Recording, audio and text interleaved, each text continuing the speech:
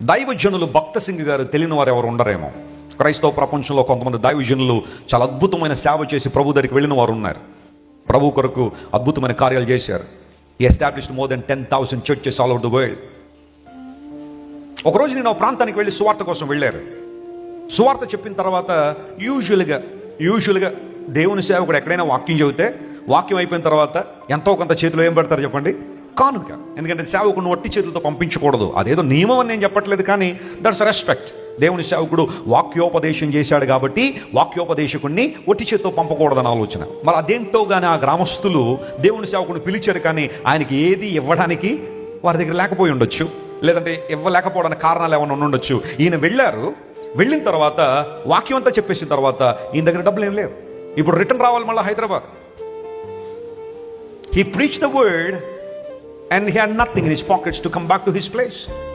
And he was praying, Lord, I need your help. And God said, go to railway station and stand in the queue where you can buy your ticket. Lord, what are you talking? I don't even have a single rupee with me. How can I stand in the queue to buy a ticket in a railway station? God said, go. నువ్వు వెళ్ళు, ఆ railway స్టేషన్లో ticket దగ్గర ఆ ticket counter దగ్గర లైన్లో నిలబడు, నేను నీకు ప్రొవిజన్ పంపిస్తాను అన్నాడు దేవుడు. దేవుని సేవకుడు వచ్చాడు, ఆ రైల్వే స్టేషన్లో నిలబడ్డారు. ఆ క్యూలో నిలబడిన తర్వాత చెప్పండి, టికెట్లు ఇస్తూ ఉంటే క్యూలో ఒక్కొక్కరు ఏమవుతూ ఉంటారు, ముందుకు జరుగుతూ ఉంటారు కదా. సో ఈయన నిలబడ్డారు, ముందుకు జరుగుతుంది లైన్. ఆ తర్వాత ఇంకొక ఇద్దరున్నారు ఆయనకు ముందు. ఈయన ఏం చేయాలంటే, పలానా చోటకి హైదరాబాద్ వెళ్తున్నాను, ఇదిగో డబ్బులు, నాకు టికెట్ ఇవ్వండి అని అడగాలి. ఇంత డబ్బులు లేవు, లైన్లో నిలబడ్డారు, క్యూలో నిలబడ్డారు. ఇంకొక ఇద్దరున్నారు, ప్రభువా నువ్వు చెప్పవు రమ్మని, లైన్లో నిలబడ్డాను.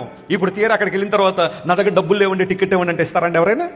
డబ్బులు లేనప్పుడు ఎందుకు లైన్లో నిలబడ్డామంటారు కదా. ఎంబారస్మెంట్, మేబీ షేమ్, ఇలాంటివన్నీ ఎదుర్కోవాల్సిన పరిస్థితి వచ్చేసినప్పుడు దేవుని సేవకుడు ఏం చేయాలి అర్థం కాని పరిస్థితులు నిలబడి ఉంటే వెనకాల ఒక ఆయన భుజం తట్టాడట. సార్ ఇలా వెనక తిరగానే, మీరు భక్త సింగ్ గారు కదండి? అవును బాబు, మీరు చాలా అద్భుతమైన సేవ చేస్తున్నారని విన్నానండి. నేను ఆయా ప్రాంతాల్లో మీరు ప్రకటిస్తున్న సందేశాల ద్వారా చాలా మంది దీవెన పొందడం విన్నాను.